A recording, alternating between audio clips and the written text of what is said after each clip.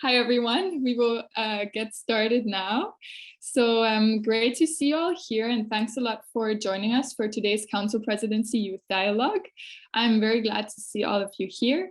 My name is Lena, and I will be moderating the event today.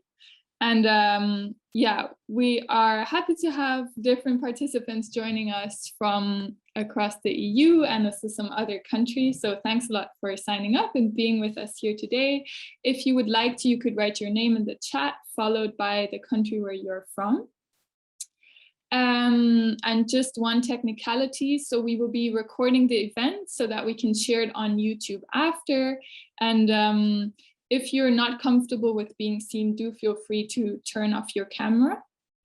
Today's event is organized by Generation Climate Europe, and we are the largest coalition of youth-led networks at the European level who are working on climate and environmental issues. And our mission is to create a platform for the youth to advocate for a green and just transition in Europe. And the Council Presidency Youth Dialogue is one of our flagship events. And we use it in order to bridge a gap between young people and the EU institutions, in particular, the Council, whose crucial role is unfortunately often overlooked. And currently, the Czech Republic holds the Council Presidency, and we are super happy to welcome our amazing panelists, amongst which we have the Deputy Environment Minister of the Czech Republic, Jan, and then we have three other amazing panelists with us today. So we have Barbara from the Czech National Youth Council, Žofie from Youth and Environment Europe, and also Luciana from the European Youth Energy Network. And just a few things before we start. So the event will be structured as follows. First, Jan will give us a brief introduction to his work and that which they are doing for the presidency currently. Then we will quickly hear a personal story from Barbara. Then we will move on to the panel discussion, after which we will have approximately 20 minutes for questions and answers. And to our participants, if you would like to ask questions, please do, that's great. And you can write them in the chat. Please first write an X followed by the questions so that it's easy for us to identify the questions. And then we will call out your name for the Q&A, and then feel free to unmute yourself and ask those questions. And yeah, now before we move ahead, I will to the panel. I will start by giving the floor to Jan, who's in charge of the Climate Protection Directorate at the Environment Ministry of the Czech Republic, for some initial remarks and yeah, an introduction of the work that you have been doing as part of the Council Presidency. And thanks again for taking the time to be with us today, and over to you. Well, thank you very much, Lena, for the nice introduction. I'm very happy to be here with you today.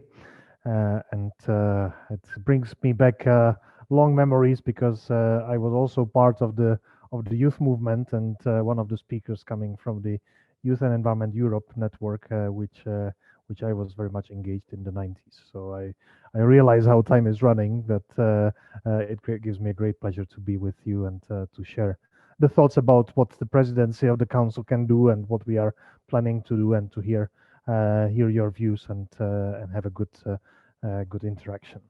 So this is the second presidency of the Czech Republic of the council. I was part of the first one as well in 2009.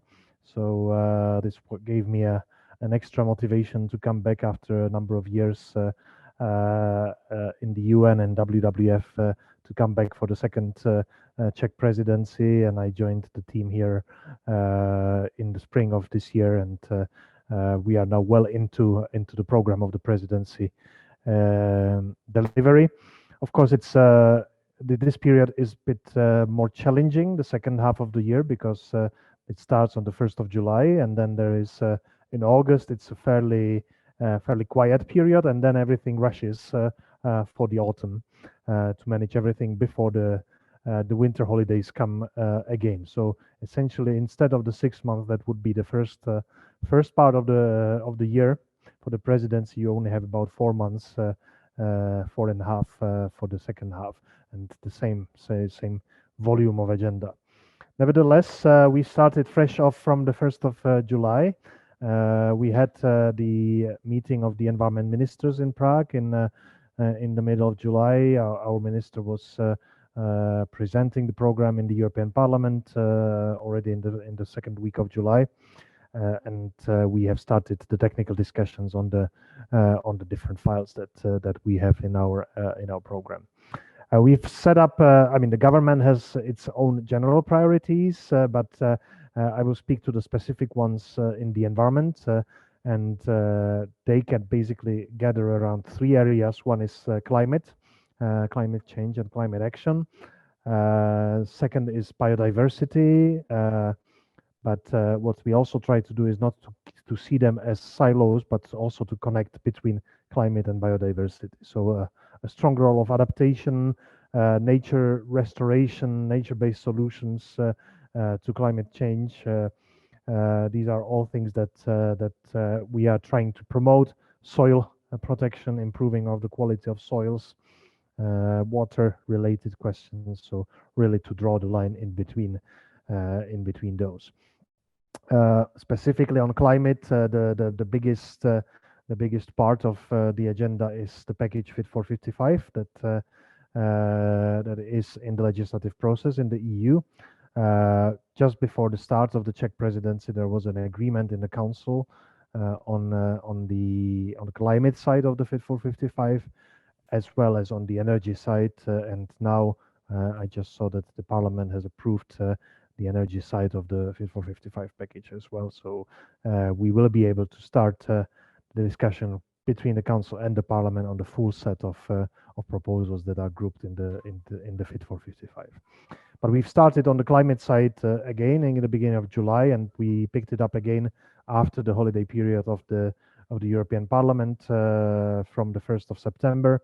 And we will run as efficiently as we can, mindful that we have the Sharm el-Sheikh conference of parties happening in beginning of November, and we want to make as much progress as we can already before that conference, and then of course running all the way to the end of the presidency. We will see to what extent we are able to conclude on the matters, but we are dedicated to do as much as possible because of the importance of the topic. Second part, as I said, is biodiversity. Just to complete the third one, the circular economy. There is a number of legislative proposals on circular economy, and all in all these three come under the EU Green Deal chapeau, and implementing the EU Green Deal. With the war in Ukraine that has started in the beginning of this year, there were voices saying, well, the EU Green Deal is dead and we need to forget about it and we need to focus on other priorities. What I am seeing, I would say, is the contrary, that there is the continuity, even reinforcement of some parts of the Green Deal because of what's happening at the eastern border of the European Union. And that particularly goes for the climate energy agenda. We have seen the reinforcement of the energy part with RePowerEU, with the extraordinary measures that are related to the shortage of gas that was flowing from Russia, and all these basically are strengthening the energy security and contributing to underlining the need for decarbonization, dealing at the same time with energy security. So this is the setup. There is no derailment of the climate ambition of the European Union. It's enshrined, of course, in the Paris Agreement. It's enshrined in the European climate law, and it's being translated into the legislation of Fit for 55, on which we are progressing. We also have one specific topic that we have chosen for our presidency, and that's light pollution. We want to look into what could be done, what are the best standards on targeting the pollution by light in nature in relation to human health, and whether there is a common denominator that the EU could consider into the future. I did mention the conflict in Ukraine, the Russian aggression in Ukraine. and that's obviously had an impact on our agenda as well. When we had our informal meeting of environment ministers of Europe in Prague, we invited the Ukrainian minister Ruslan Strilets to join us, and he was presenting some of the silent victims of the conflict in terms of the environment, nature, the animals, the long-term impact that is already visible from the impact of the war, and we will see much more of this, unfortunately, unfolding. So we've seen the gravity. There was a lot of good discussion and reassurance that the European Union wants to work on remedying this environmental damage once this is possible, to support Ukraine and find good ways to build back and to build back in an environmentally sound way.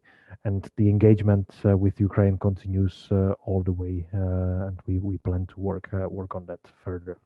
Final point I would make in this introduction, apart from the European Union legislation and policies, big part of our responsibility is also representing the EU in international meetings, such as the COP27 Sharm el-Sheikh, COP15 of the Biodiversity Convention in Montreal. We will do our best to have the new global biodiversity framework adopted, and there is other numerous international meetings where the presidency represents the voice of the European Union and its member states. So we have a busy global agenda as well, and there are meetings happening all the time where our teams are engaged. So I'll be happy to have this discussion with you and to go more in depth on the files as you are interested. And just to say that we also are in touch with the youth representatives in Czech Republic. We met with the youth UN delegates here. We discussed their engagement for the UNFCCC COP and others. So we understand the attachment of youth to, in particular, the environmental agenda of the presidency. So I'm very happy about that. Thank you. Great. Thank you so much, Jan, for this introduction. And yeah, I can imagine it's been quite stressful starting in the summer, but it sounds like you have a very busy program right now, and like you're doing great work, especially, for example, working across silos, which is incredibly important when trying to tie together all these different important themes, from biodiversity to energy security, working on Fit for 55 and circular economy. And definitely it's very important to, of course, also place all of this in the recent events with the Russian war on Ukraine. And I think we will come back shortly to these topics as soon as we move on to the panel. And actually ready to transition to this, I will now pass the floor to Barbora, who will talk about the just transition in Czechia. Over to you, Barbora. And thanks again, Jan. Thank you very much, Lena. Hello, everyone. Hope you are fine. I'm calling from Zurich, and I'm a 22-year-old sustainability student really interested in climate action because I just think we all have to be. And first, I would like to talk a bit about just transition context in Czechia, so how many people it concerns, and where we are pretty much now. Then how is youth being involved in this process of just transition? So that means in sort of distributing the money that comes from the EU. And second, I'll tell a bit of my personal story of how I relate to this topic, because unfortunately, or not unfortunately, but I'm not someone from the most impacted region. So I think my experience is mostly international or research-based, but that's something I will get into.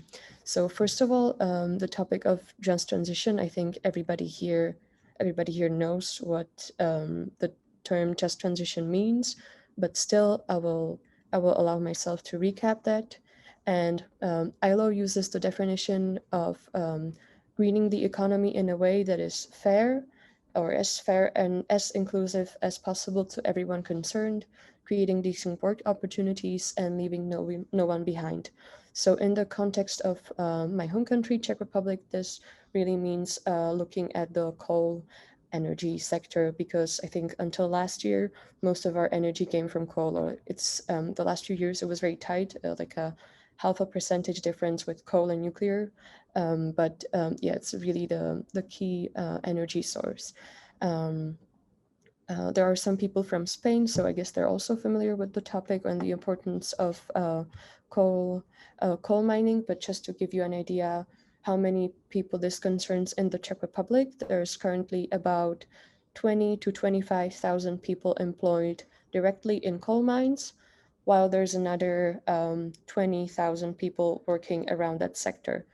So the Czech Republic is about 10 million inhabitants, and while this in its sense doesn't look like a lot, or doesn't look like a surprising number, it is very important because this just transition process really only or mainly takes place in 3 regions.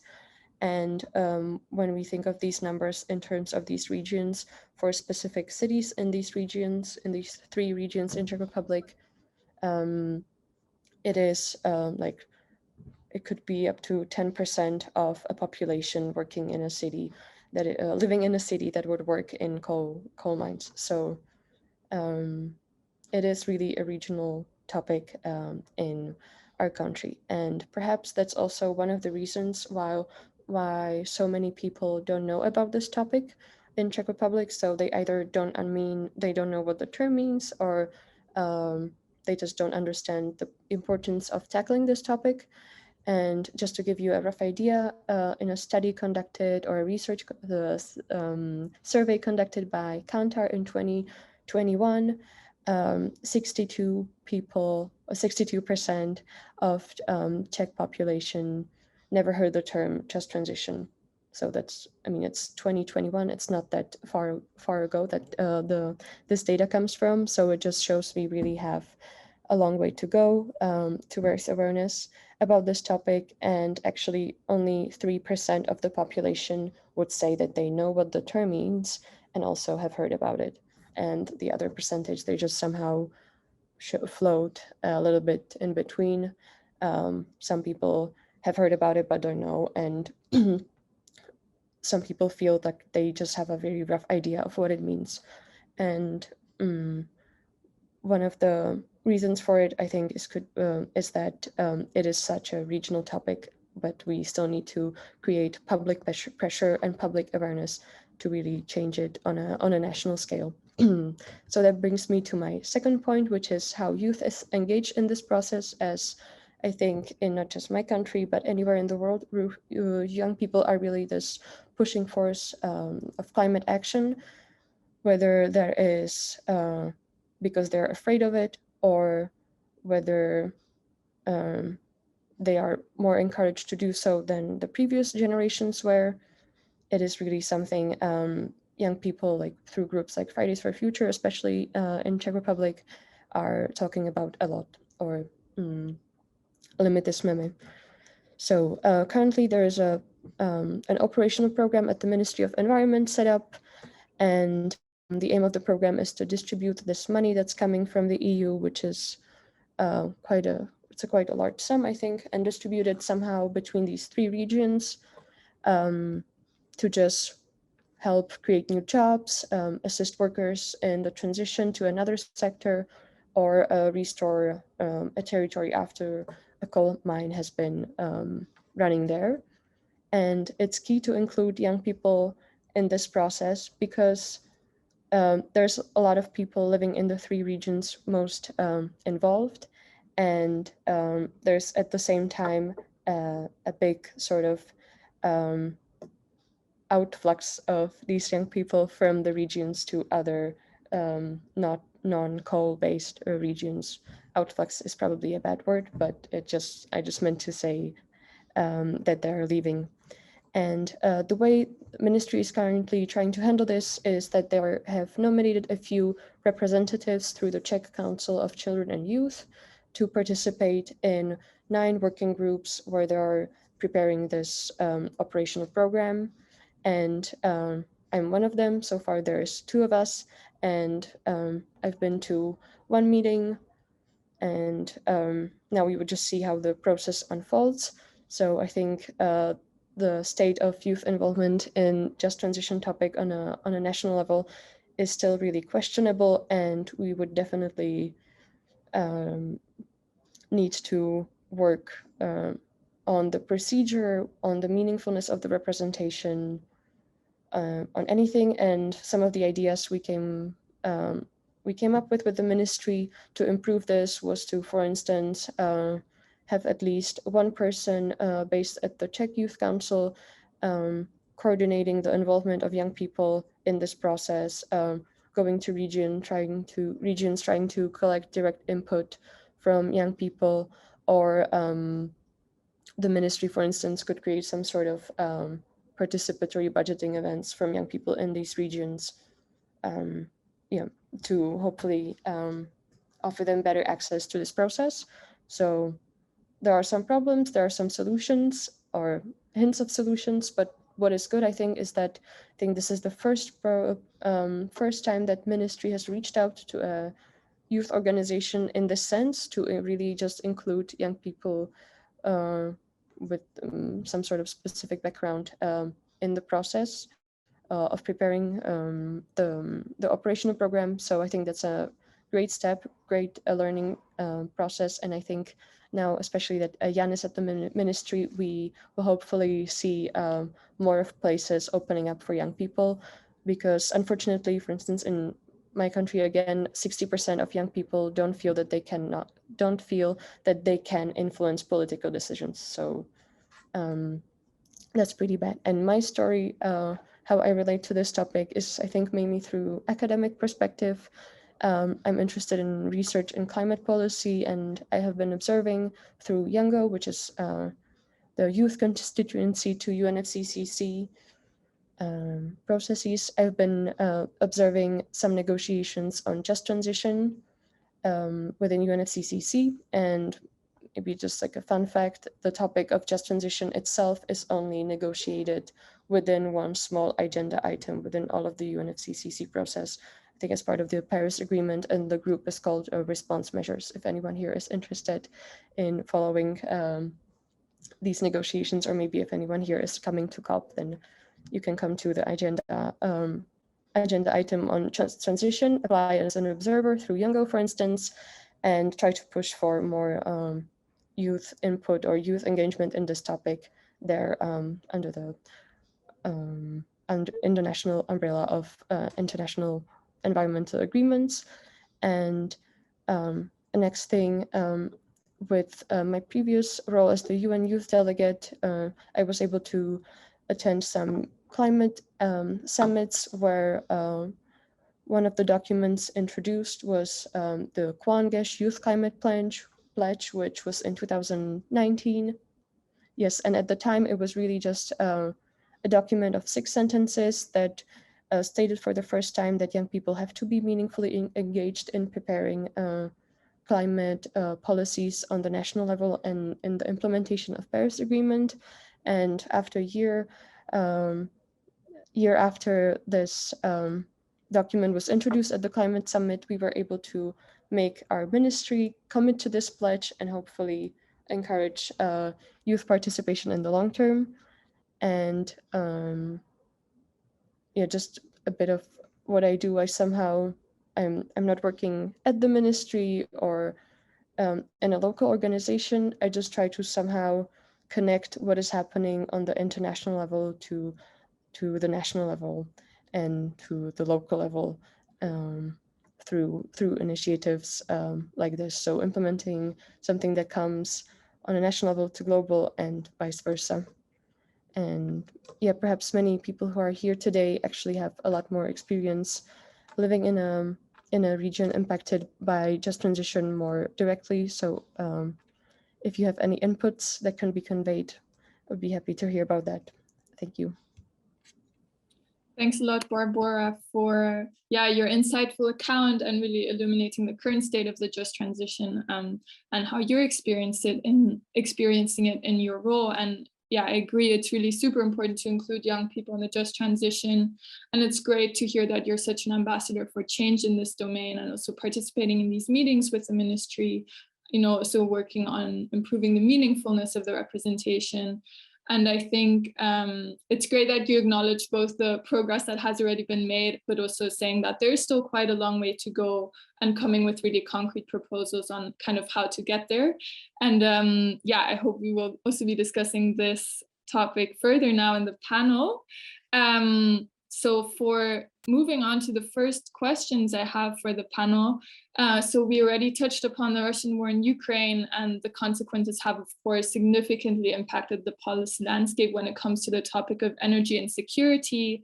Winter's kind of in front of the door, and energy insecurity is in the headlines almost every day, and also the impact on citizens in the EU.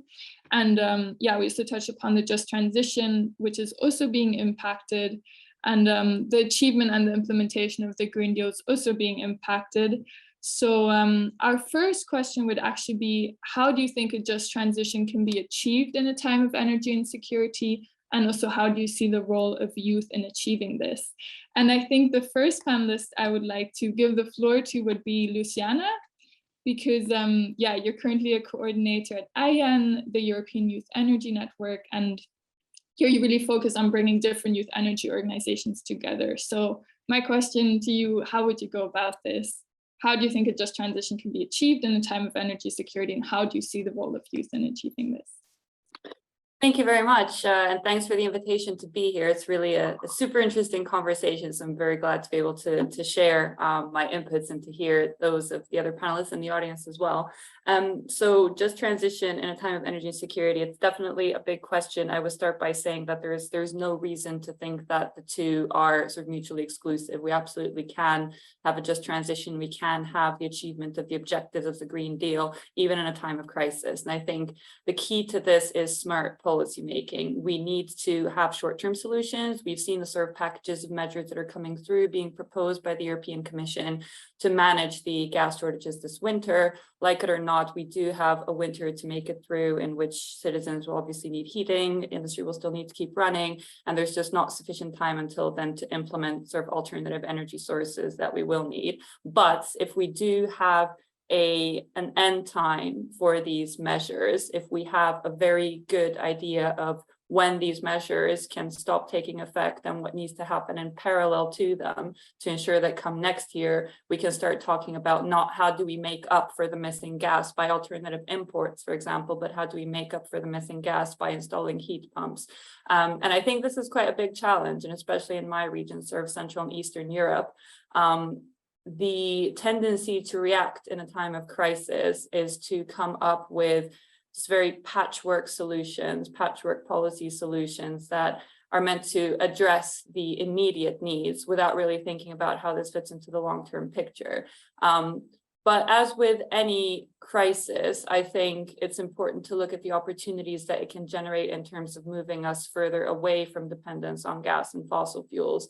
But for that, like I said, the short-term emergency measures that we're looking at need to be part of a sort of a broader plan for where are we going to take this next. As an example, so I work for a think tank called the Energy Policy Group in Romania, and about a month after the invasion of Ukraine, we came out with a paper which was titled Reducing Romania's Dependence on Russian Gas. And what we had is short-term measures. So how do we make it through the next winter? And this was about alternative imports and alternative gas production. Then in the medium term, how do we reduce dependence on imports completely? So that's really tying in the energy security aspect. And by 2050, how do we reduce our gas consumption completely? So we only have residual amounts of gas that we're using in industry. And I think this is exactly the kind of view we need to be taking. What do we need to do in the short term, but without losing sight of the long-term goals? And how can we also use what we're doing right now to help us build in the future towards alternative options? And to your second part of the question, what can youth do? I think the youth have always had an incredible role in driving ambition and making sure that environmental and climate needs are constantly on government agendas. And I think this is needed now more than ever, exactly to avoid the potential pitfall of becoming fixated on short-term measures with large budget implications, and then finding ourselves a couple of steps back from where we should have been if we haven't done this in the smart way. So just to keep it on the agenda, keep people thinking about it. I'm aware that it's a topic of great importance right now, but the tendency in times of crisis is perhaps to lose sight of the long term, and young people can make sure that doesn't happen. So I think that's what I have to say, and I'd be curious to hear from the other panelists as well. So happy to give them the floor, or back to you, Elena. Yeah, thanks a lot, Luciana.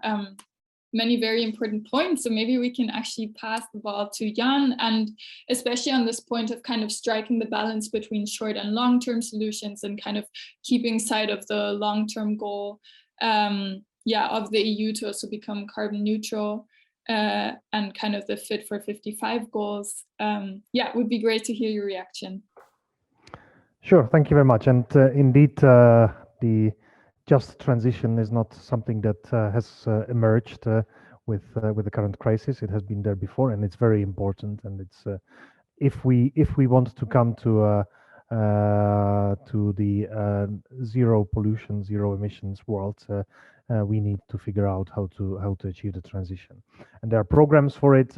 And we COVID-19 is still with us, right? But when the big wave has hit us, there was the program of the recovery from COVID-19. Already then, the measures to address the transition, mindful of social and human dimension, was strong.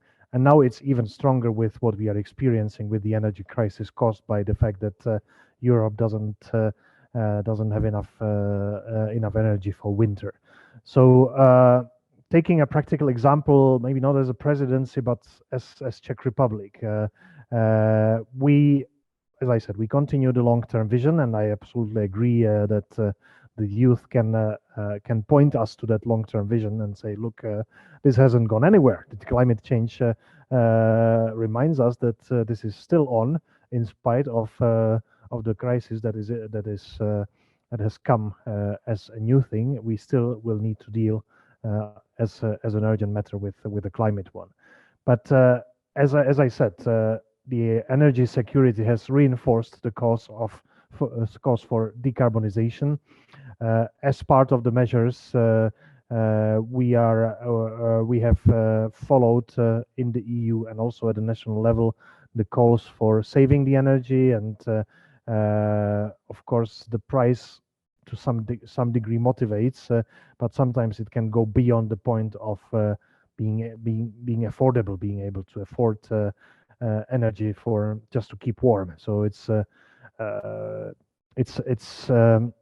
delicate balance, and that's where we are working in the Czech government between the Ministry of Labor and Social Affairs and the Ministry of Environment.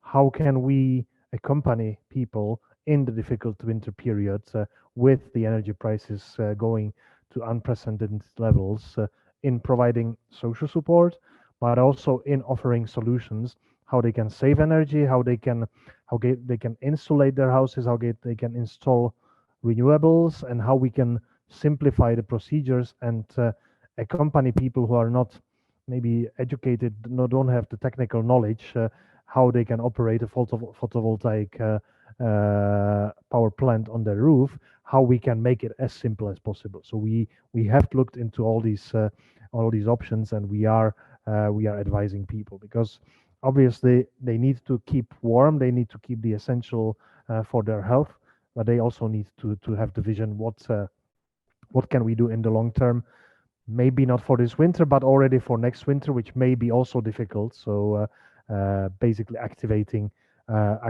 this process, linking the social element with the environment. And the same goes on the European scale. I remember that Executive Vice President of the Commission, Franz Timmermans, was saying, yes, there's no change, of course, in where we are going on the climate ambition and Fit for 55.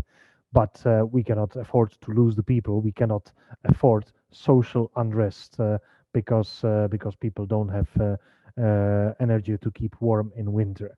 So there are short-term measures that may open temporarily coal power plants or coal heating stations to overcome this maybe next winter. Very specifically defined derogations, but these don't change anything on our commitments, on the targets that are written in the European climate law, and that say that by 2030 we need to get reduce the emissions by 55%, and by 2050 we need to be at net zero. So I think to wrap it up, it exposes the interrelation between the humans and the environment, and how we need to address coherently the social aspects as well as the environment and climate ones. Thank you very much, Jan. And actually, I think I will hand over to Barbora, since she already also kind of touched on this. What are we doing in the short term, but how do we keep track of the long-term vision, keeping everything in mind that you just said? Yeah, I think it's just long-term, short-term. It's just the most important is to keep the pressure up on politicians and on companies, not just politicians, as when we look at who owns the most capita and manages the most wealth in the world, it's just like 5 or 6 countries, and then it's like hundreds of companies. So I think short term, I mean, no, I don't have the data for this, but I guess setting or like using a coal power plant to cover up the missing energy we don't have now makes sense, but it doesn't in any way justify pushing for more climate neutral decisions in the future, whether it's by 2030 or 2050. And we already have the data or the science for it that it is possible. And so we just cannot, we cannot just say, just because everything is not possible now, whether it's storing energy to renewable batteries or just rethinking the way we process materials overall, just because it's not possible now. That doesn't mean it's not going to be possible in 10 or 15 years. And I just think one of the easiest thing every one of us can do is to send like every month a tiny contribution to any sort of environmental NGO or a youth group working in their country, to make sure they can keep the pressure up for them, because of course it's not up to, not everybody enjoys to send emails every night to politicians, but there are people who could do it for us. That's it. Thank you so much. Yeah, definitely agreed with what you said. And I think, Jan, earlier you mentioned, it's important we don't lose people kind of. And I think it's also maybe important to talk about a bit more how we do raise awareness about the just transition, especially among youth, and given the statistics that Barbora mentioned in the introduction. So I think I will direct this question to Žofie, at least to respond first. So how do you think, we can make sure that everyone will be part of the transition, and especially how do we kind of communicate this to youth and get more youth on board, maybe both at the EU level and also in the Czech context? Yes, this is something that has been actually quite insufficient in my perspective here in Czechia. Concerning the just transition or talks around Green New Deal, I think the presidency right now has a huge responsibility to actually involve people on ground and to really create very participative measures to let people know about this, and to ensure that we actually strive for a very sustainable long-term change. I think especially regarding the just transition, Barbora was already mentioning how there is still not that many people really understanding the change, and the people in the regions are currently still I think they're quite unsure and they're quite worried about their future. I think the participation or the engagement on the grounds of letting them know about the fact that there is a possibility of the modernization fund, of different funding that they can get to actually ensure the just transition. There is quite a gap, and people are quite worried that a lot of the funding will still go to the big companies and to the huge energy companies that are still taking monopoly over the energy in those areas. So I think right now, for the people to actually have and feel like they have ownership of their future and of the changes that are upcoming, it's really important to ensure a truly democratic participation in this. This concerns the recommendations from the Conference on the Future of Europe as well, which in my opinion has been quite, well, to me, it feels a bit, I feel a bit conflicted because Czechia has been very discouraging towards the recommendations that the citizens came up with during the conference on the future of Europe, which is, I think, a really big deal, because this is something that is a representation of how we care, how much we care about the opinions and recommendations of our citizens, and how much we actually want to work towards their own future, and how much we want to give them a voice. And that is something I would like to address to Jan as well.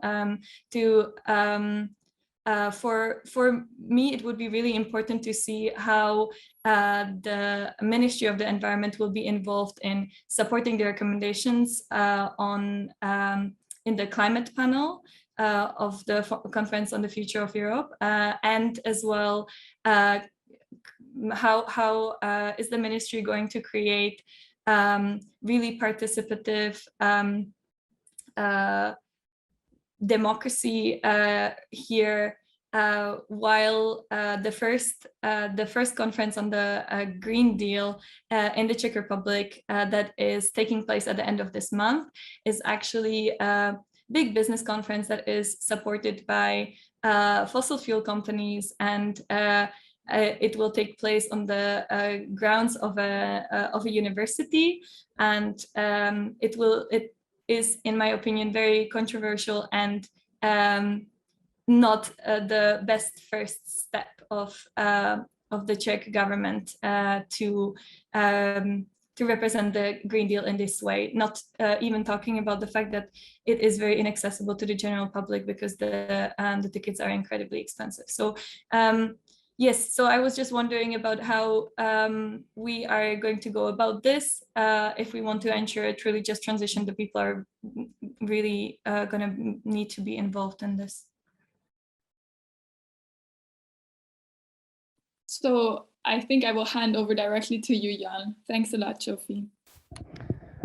Thank you very much. Well, just maybe starting from the last point, the Green Deal conference that you're referring to, I assume it's the one happening on the 26th of September in Prague, which is in the Umprum University. It's I have to correct, this is not a government-led conference. It's a conference that is organized by Economia, leading publisher, and they were, I mean, we were invited as participant. I will be making remarks there on behalf of the Ministry of Environment and several other members of the government, but then basically it's a private event, so I cannot take responsibility for that.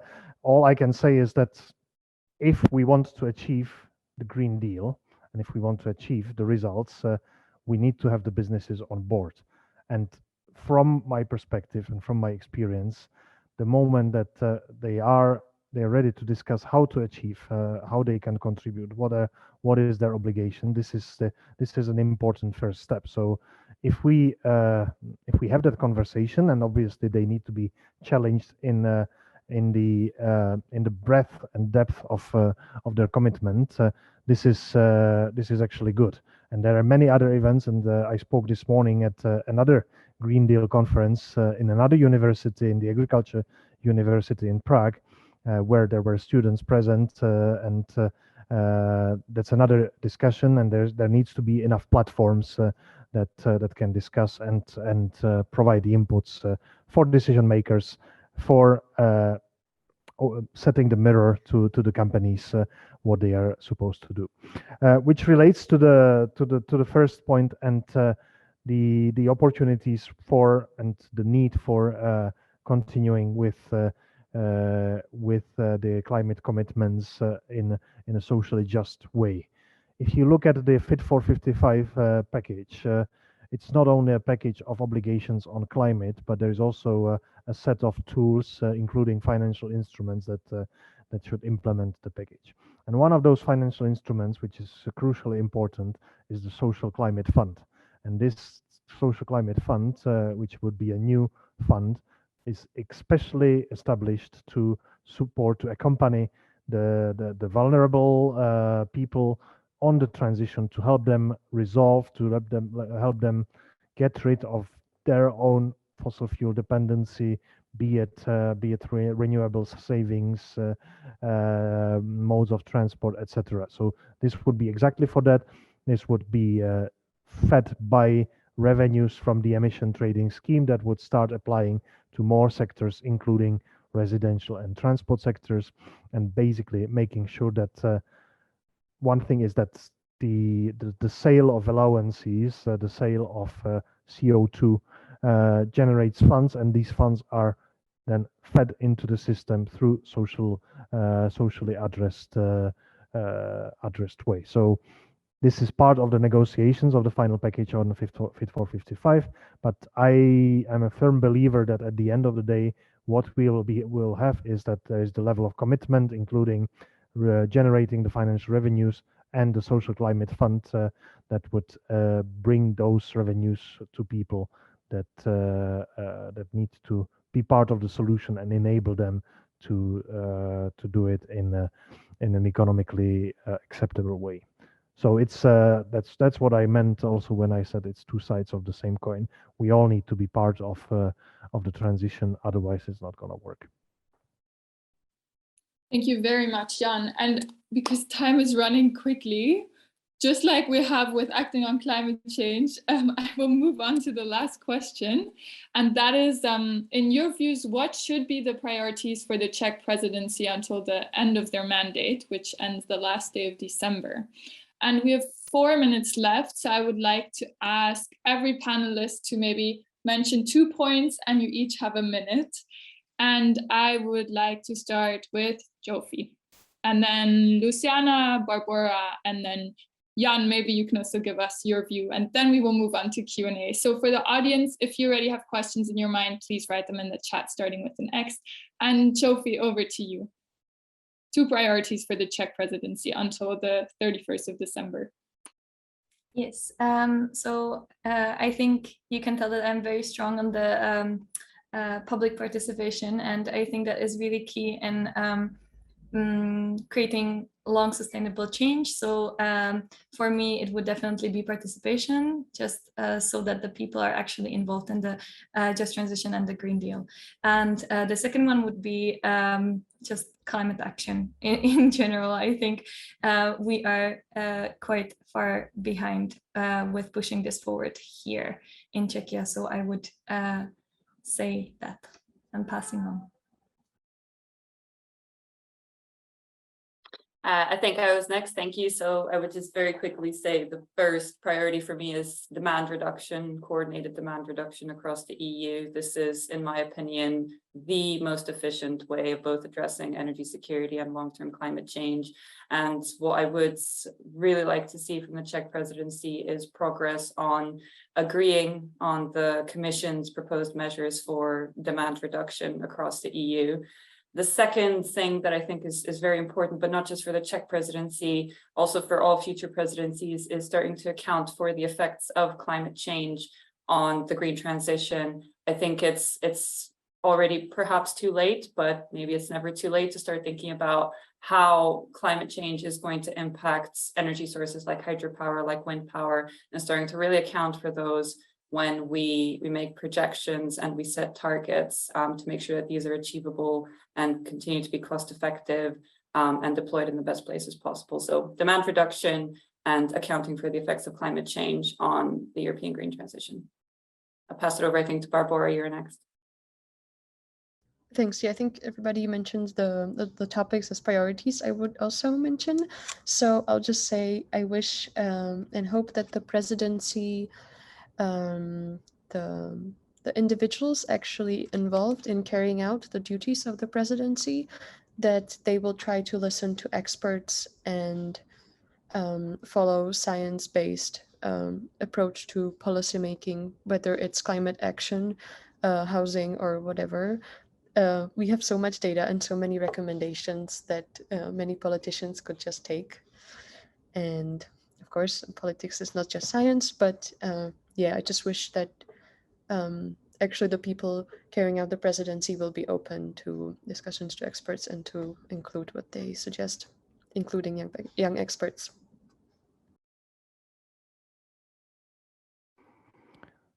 Well, I outlined the priorities for the presidency in the beginning. I won't repeat, and all of them are still valid. But in response to what was just said, obviously climate action is very strong in our mandate, both at all levels, from global climate negotiations, trying to advance the global agenda in Sharm el-Sheikh, going through the European Fit for 55, and also looking at what we can do at the national level.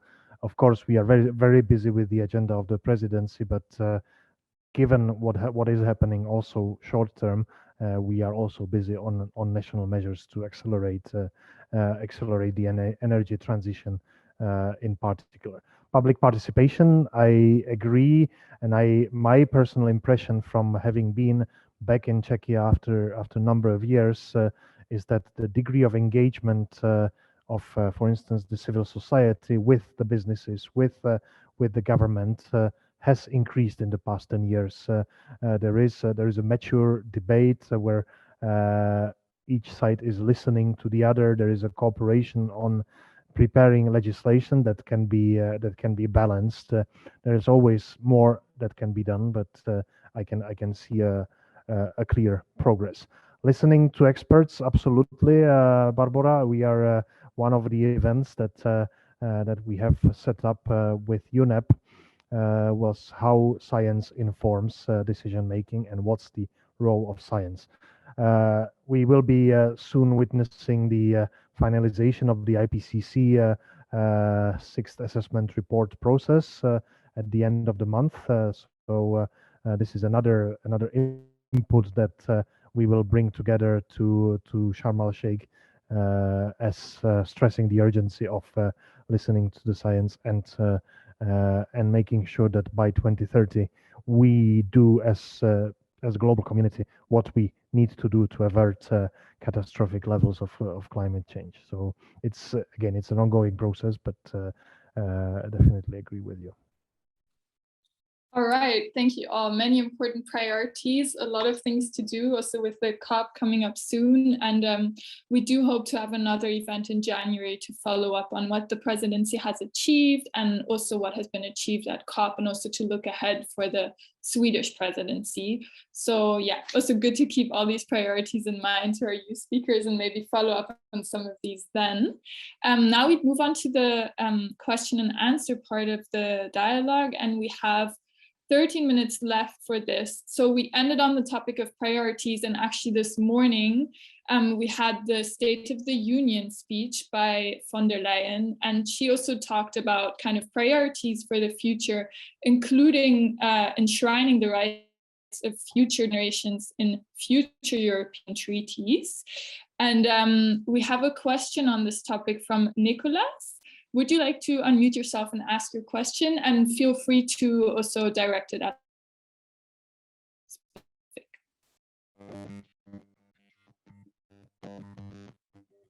We can't hear you. You're very quiet. Okay, maybe That's why. Now you can hear me. we can hear you. Yeah, go ahead. Okay, thanks. Yes, so von der Leyen this morning mentioned that it should be a European event, it's a new treaty, and then ensuring the rights of future generations to be respected, which I think is a direct reference to the German constitution, which does that already. And last year there was an important case at court where the German climate law was scrutinized, like from that 2050 is not fast enough, that it should be earlier. The next one wasn't much more ambitious, but I wonder, like now there are current laws like renewable energy law, energy efficiency, a lot of energy is happening right now. Mr. Dusík, now this question is to you. Do you think maybe the Czech presidency has then more power, more ambition, not only in the council in general, or with the also with the parliament, because this could be an argument to say, hey, this might come back to the EU at a later stage, focus only on 2050.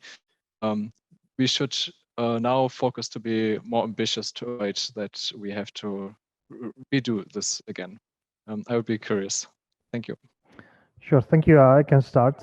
Thank you for the question, Nicholas. And we in the Czech Republic also have a lawsuit against the government, and the court decision. The process is still open, but essentially the court was saying that there needs to be done more on climate action. So this is a process that is happening in numerous EU or European countries where the courts are finding the governments not doing sufficient action on climate and basically demanding them to do more. So I think that also speaks to the control of the government's efficiency. Speaking of the Czech plan at the national level, once we have the Fit for 55 package approved, we have lined up a process which which starts with the end of the Czech EU presidency. We need to do the new climate policy. We need to translate the European commitments into the national law and to ensure that it's implemented. So we know that this is work in progress. I absolutely agree that we don't have the luxury of saying, well, let's see what happens in 2050.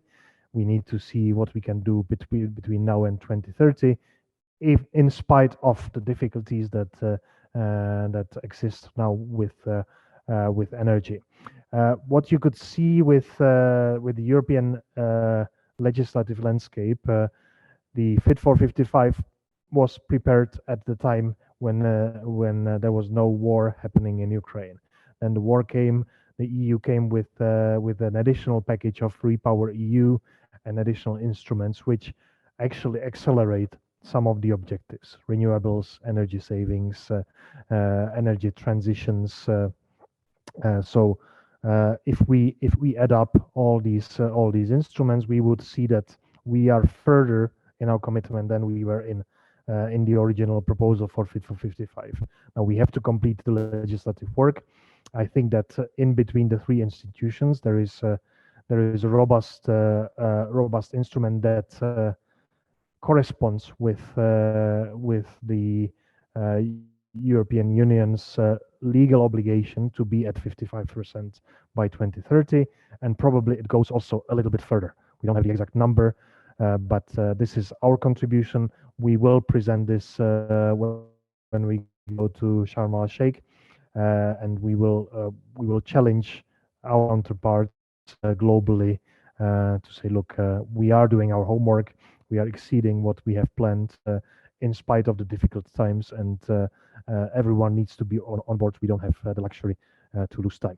So I would say that if we have this Fit for 55 package improved with RePowerEU, then we have quite a demanding but yet realistic set of measures for everyone's homework in Europe, and also as the appropriate contribution to global efforts that we can expect from others to follow. Thank you. Jan, just maybe if I can quickly react, just because you mentioned the climate lawsuit, didn't the Ministry of Environment file some sort of complaint against it? Yes, well, this is correct. That's where I said that the process is still open, and exactly in the explanation why, which we have provided with the appeal, we said that we have the plan of exactly following the Fit for 55 new climate policy, new energy policy, transposing the Fit for 55 in the national system. Personally, and I don't want to go into detail, but the challenge, the problem with the court decision was that it was relating the pan-European targets to obligations specific in the Czech Republic, whereas if you look into the European legislation, it has different specific targets applying to each of the member states. So it was kind of comparing apples with oranges. So methodology was not was not correct. But we are not ignoring the substance. We have the plan, and as I said, the moment that we have finished the presidency and the Fit for 55 is becomes the European law, we are ready to take it from there. Okay, yeah, that's good, because I think like it is at least something the ministry can use to its advantage, actually, to push on other ministries, right? Because at the end, your ministry will be responsible for not reducing the emissions and putting generations to come. Yeah, okay, you know, yeah.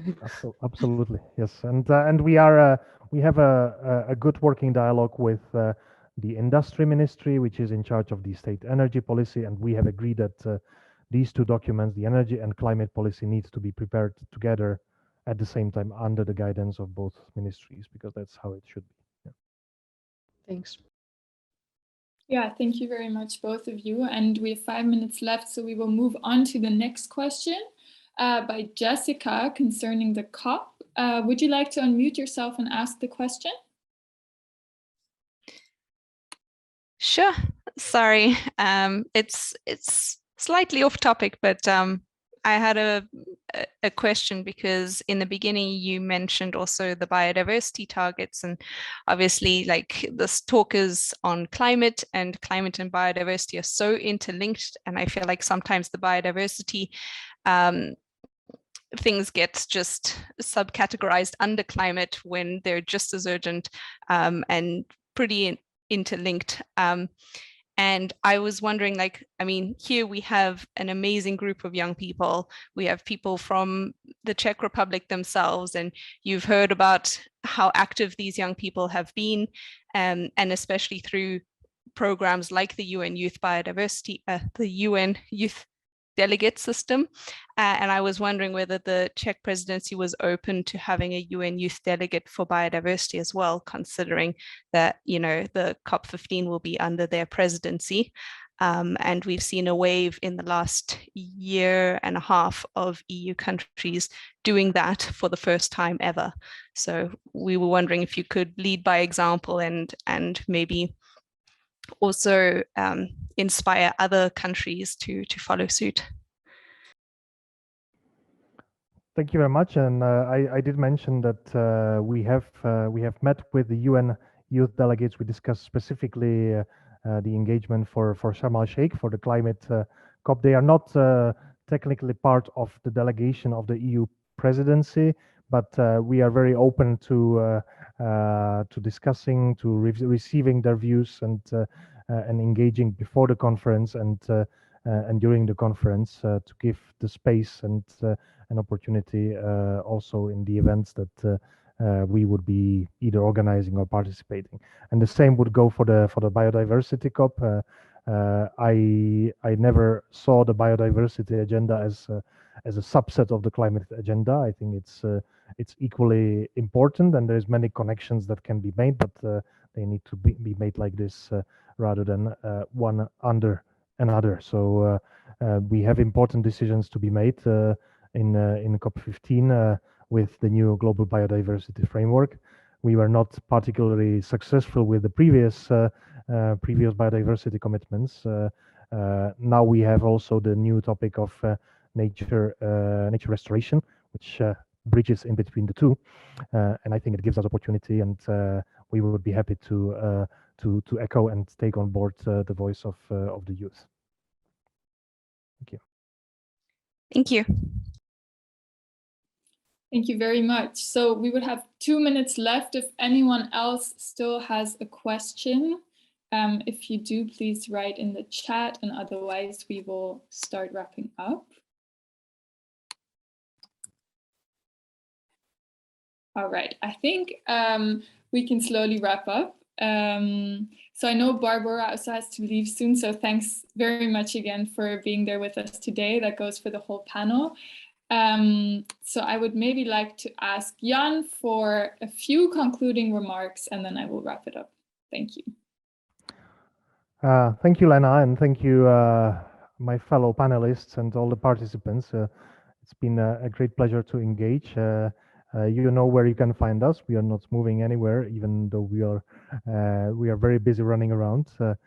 So we have our ears open and eyes open, and we are always eager to hear what the youth have on their mind, because the whole environmental agenda is so intergenerational. We are making decisions that you will have to live with, and you should be able to take part in influencing those decisions. And I don't want to live in the world where young people are making choices that are based on the future state of the environment that is worse than their parents were living in.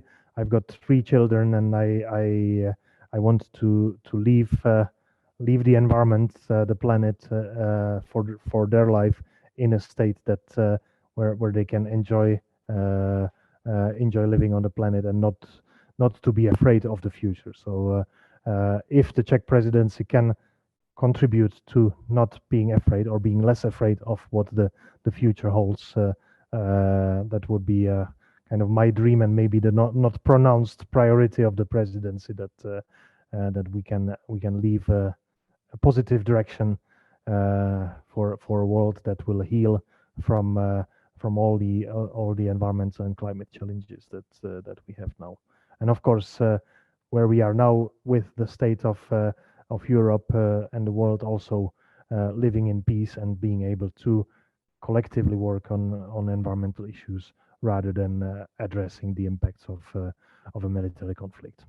So thank you for the invitation, and I look forward to staying in touch, and then touching base again after the conclusion of our presidency. Thanks.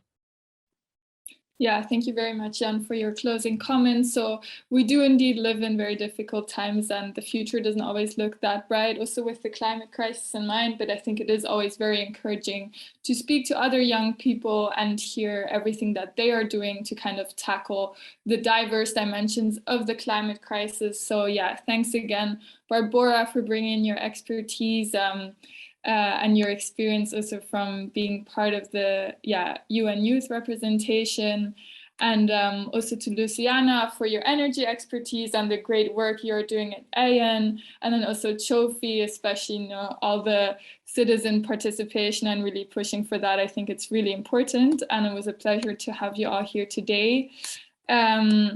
Let's keep the conversation alive. We hope to have another Council Youth Dialogue in January to follow up on all the important events still happening. So the COP and also the biodiversity COP, which was mentioned in the questions. And yeah, we hope to see you again at the future. And yeah, then I still wish you all a great evening. Thank you very much for joining. Bye. Thank you.